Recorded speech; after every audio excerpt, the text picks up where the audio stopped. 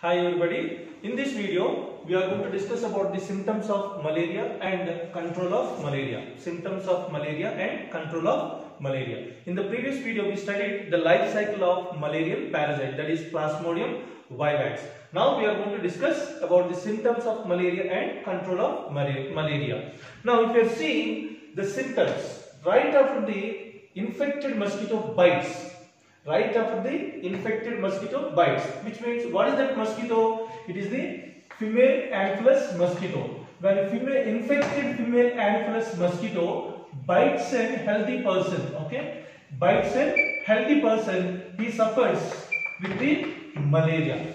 He suffers with the disease called as malaria. But after how many days after the bite of female Anopheles mosquito? It takes about 14 days, okay. After 14 days of the bite of a female Anopheles mosquito, that particular person shows the symptoms of malaria. Now we will discuss about the symptoms of malaria. Now that particular person after 14 days by the bite of the female Anopheles mosquito, he will be showing the symptoms. He will be showing, or he or she, that particular patient, that particular individual will show bouts of fever in 3 stages. Bouts of fever in 3 stages. So here you don't need to get confused with the word bouts. Bouts means often. Okay, often the person will be suffering with fever. Okay, often the person will be suffering with fever. Now here if you are seeing the fever, okay, the fever may be under 3 stages, or it may appear as 3 stages: cold stage, hot stage, and sweating stage. Okay, cold stage, hot stage, and sweating stage. Cold stage. So during the cold stage, what happens? That particular person will be showing chills and shivering with headache and giddiness. Okay. So here, if you are looking at the cold stage, we are saying that chills and shivering, which means the person's body, that particular person's body will be very cold and he starts shivering. But please remember, by the end of the 14 days, as this particular malarial parasite enters inside into the body, that particular patient or that person, initially they will be showing some restlessness, they will be sleepless and less appetite will be there. These are the first symptoms that will be shown by a person suffering with malaria. They will be suffering with they feel restlessness, less appetite, headache will be there, and less sleepiness. Okay, they will not feel sleepy. And now then after the 14 days, what we are seeing is bouts of fever in 3 stages we are seeing. Bouts we said often. So here fever will be under 3 stages like cold, hot, and sweating stage. Cold stage, chills, shivering, headache, and giddiness. So here chills means they start feeling so cold and they start shivering. That's the first stage that we will be seeing with headache and giddiness. Okay, they feel very weak and giddy when they are in the cold stage.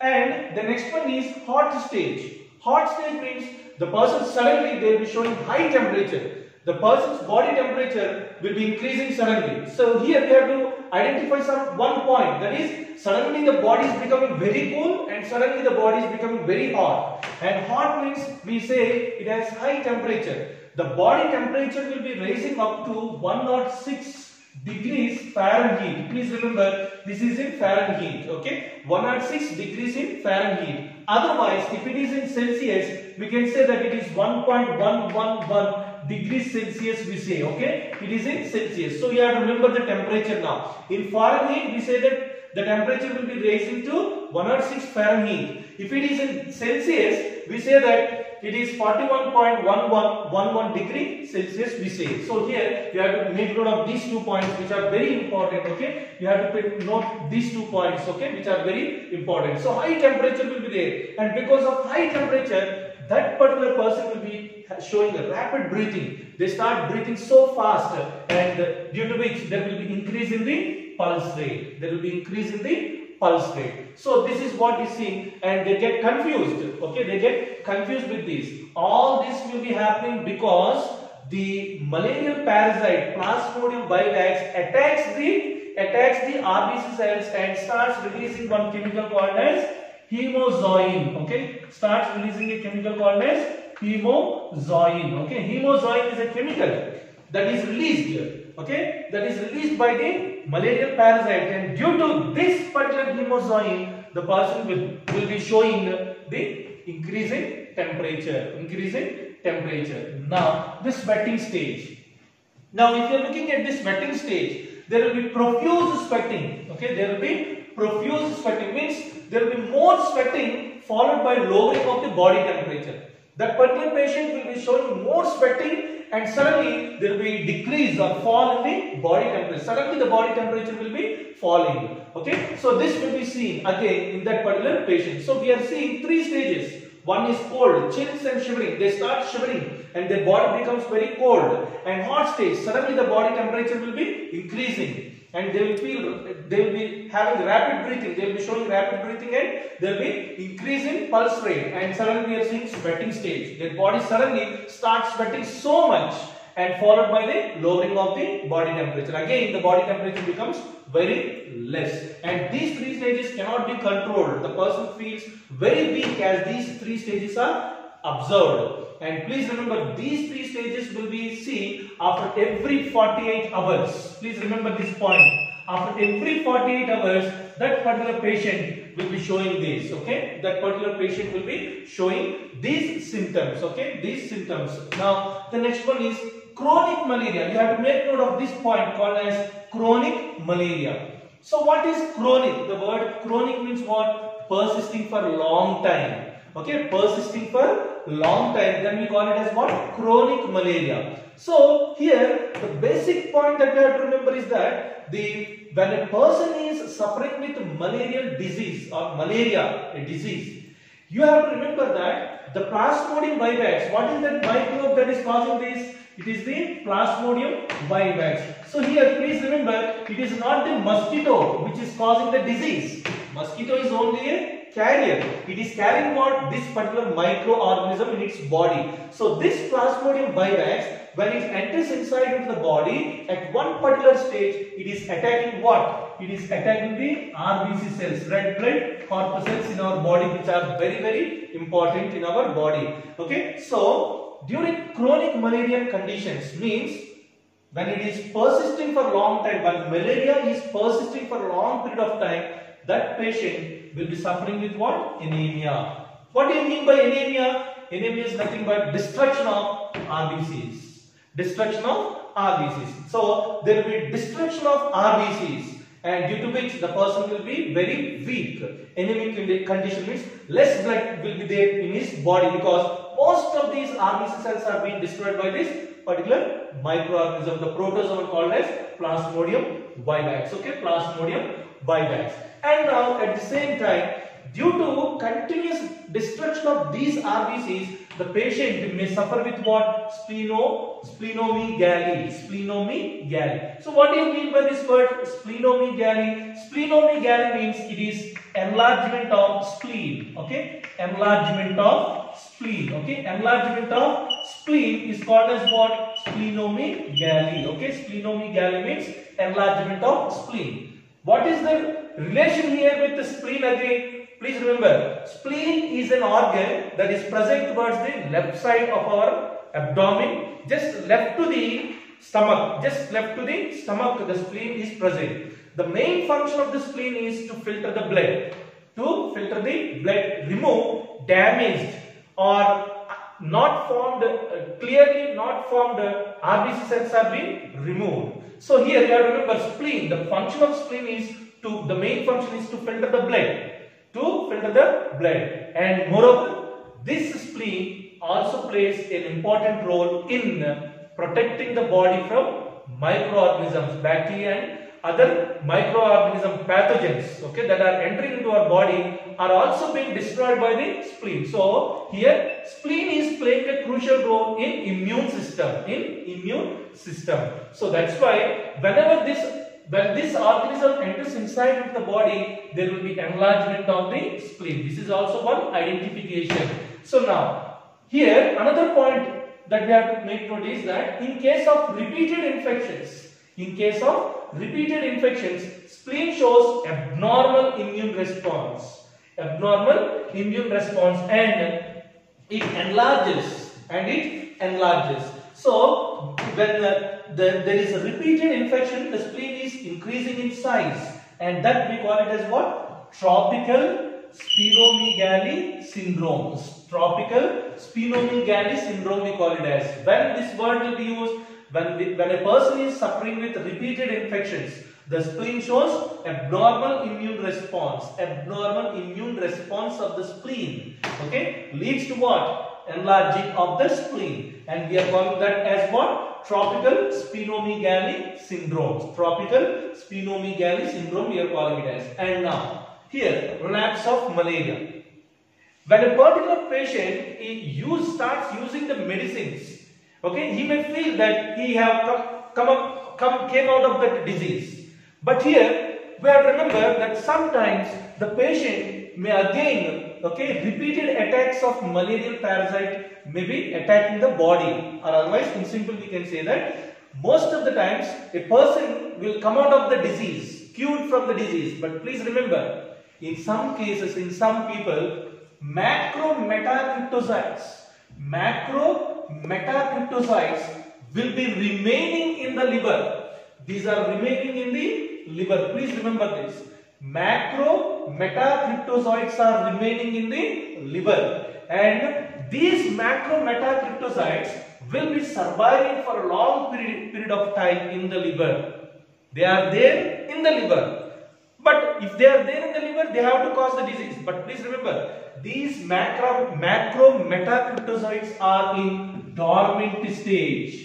Dormant means what? Resting period. They do not show any disease causing symptoms, nor they do not multiply. So suddenly these start multiplying. But those macrometacriptocytes present in the liver in resting stage, called as dormant stage, are called as hypnozoites. We are calling them as what? Hypnozoites.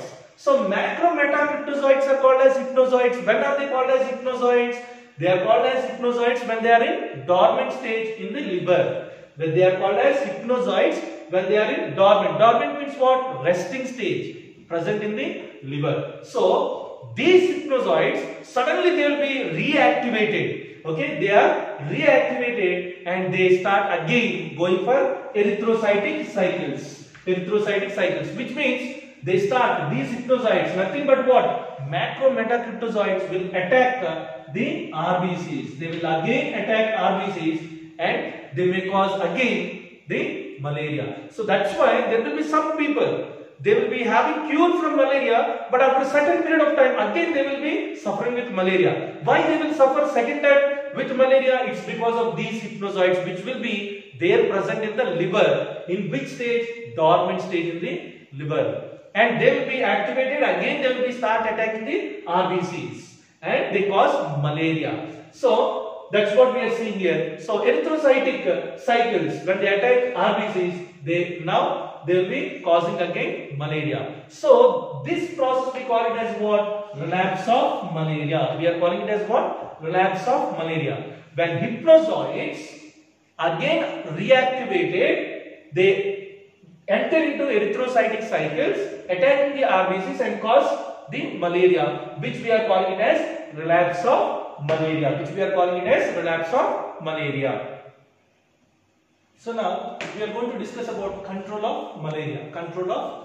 So we will see now what are the measures that we can take to control malaria. So if you know, this particular disease, malaria, is most widely spread in India. This is a disease which is most widely spread in India, and this is the point we have to remember. It is most widely spread disease in India. And here, if you are seeing, once a particular person is suffering with malaria, they are treated with different types of drugs. All these are the drugs that are used in treating the person who is suffering with malaria. The first and the oldest drug is quinine. It is the oldest drug that is being used for treating malaria. Please remember, this is the oldest drug which is used to treat malaria, and this drug is obtained from a tree called as cinchona. Okay, it is obtained from a tree called as cinchona tree. Okay, which is obtained from a tree called as cinchona tree, from the let us say from the bark of the cinchona tree. Okay, from the bark of the cinchona tree, they obtained this particular drug called as quinine, which is used in treating malaria. which is used in treating malaria, and quinine is the oldest drug which is used in treating malaria. And this particular plant, okay, this particular plant called as cinchona tree is mostly seen in West Indies, okay, growing in West Indies, okay. It is also seen in India, and it is also seen in growing in Sri Lanka and Java, and also it is seen in other place called as Peru. In all these, okay, countries we can see this particular plant or tree that is growing from the bark of a cinchona tree. They obtain this quinine to use to treat malaria, and it is the oldest drug. Apart from this drug, there are also other drugs called as paludrine, primaquine, okay, chloroquine, camoquine, comoprima, okay, comoprima. And apart from these drugs, nowadays they are also using sulfur drugs.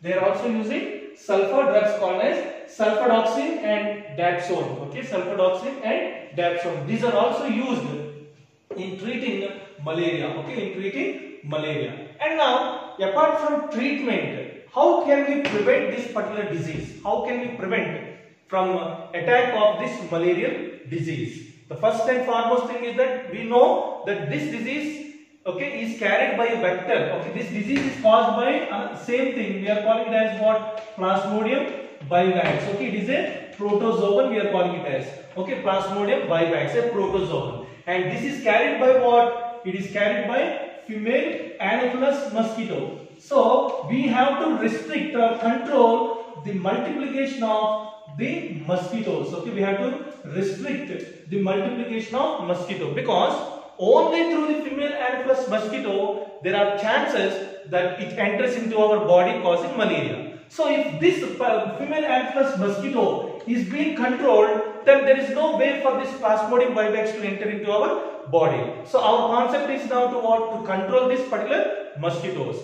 So where there are stagnant water, there we see the mosquitoes developing. Their larvae and pupae will be there more in their larvae, okay, and the pupae, okay, will be there more in the stagnant water. There it is present more in the stagnant water. So we have to take measures, okay, we have to take measures to control the larvae and pupae of the female Anopheles mosquitoes, so that those mosquitoes will not carry this and attack the human beings. Now we are seeing how to control, okay, how to control or how to prevent the multiplication of the female Anopheles mosquito. In the places where this particular mosquito breeds, lays eggs and multiplies, there we introduce what? The common one, okay, are called as the ducks. So when we introduce these ducks, they start eating these mosquitoes. They will eat the mosquitoes. And another most important thing frequently asked is what? Gambusia. Okay, it is a fish. Please remember, this is a fish. Okay, it is a fish. Please remember the word Gambusia. Gambusia is a fish, and this fish will be feeding upon the larvae and pupae. Okay, larvae and pupae of the female Anopheles mosquito. So once we introduce this fish Gambusia into the water, where there is a more number of the female Anopheles mosquitoes breeding, then we can control the breeding of female Anopheles mosquito or mosquitoes. So remember this is very important. Okay, the fish called as Gambusia can be introduced into the water to control female Anopheles mosquito. And the other one is dragonflies. Okay, dragonflies. Okay, dragonflies will always hunt and destroy the or eat the female Anopheles mosquitoes. So these dragonflies also help in what? In preventing the multiplication of the female Anopheles mosquitoes. Indirectly, it is helping in controlling what? The Plasmodium vivax to enter into our body. That means malaria can be controlled. So another, this is Insectivorous plant, Utricularia. Okay, Utricularia. It is what? It is an insectivorous plant. Okay, insectivorous plant. Please remember this. This is an insectivorous plant, and this is what? An insect. Okay, dragonfly is an insect. Dragonfly is an insect, and here this Utricularia is an insectivorous plant. So when this Utricularia will also feed on what? The larvae and pupae of this particular female Anopheles mosquitoes, and it helps in controlling the breeding of female anthrax mosquitoes. Apart from these, okay, these are very important. Please remember Utricularia and mostly this one, Gambusia, are very important words that you have to remember. And apart from that, spraying kerosene, okay, spraying kerosene and pyrethrum oil on the stagnant water, which is forming as one thin film on the water surface, can prevent the breeding of the mosquitoes, okay, which are nothing but larvae and pupae cannot develop and grow into adult mosquitoes when you are spraying stagnant water with kerosene and pyrethrum oil. Or otherwise, what we have to do is, the best and the simple thing at home, what we do is, we use mosquito nets and we use mosquito repellents. Okay, use of mosquito nets and mosquito repellents can also protect us from the malarial disease. And previously they used to use what? DDT, spraying DDT. Okay, and also there is another chemical called as benzene hexachloride. Okay, benzene hexachloride. These two are also used in spraying, okay, so that these two will be destroying what? The mosquitoes from breeding, okay, these two. But of course we know that DDT is now banned, okay, but otherwise they used to use these also, okay, DDT and benzene hexachloride, okay. These are the points that we have to keep in mind when we talk about the control of malaria. So we studied in this video about the symptoms of malaria and control of malaria. Thank you so much.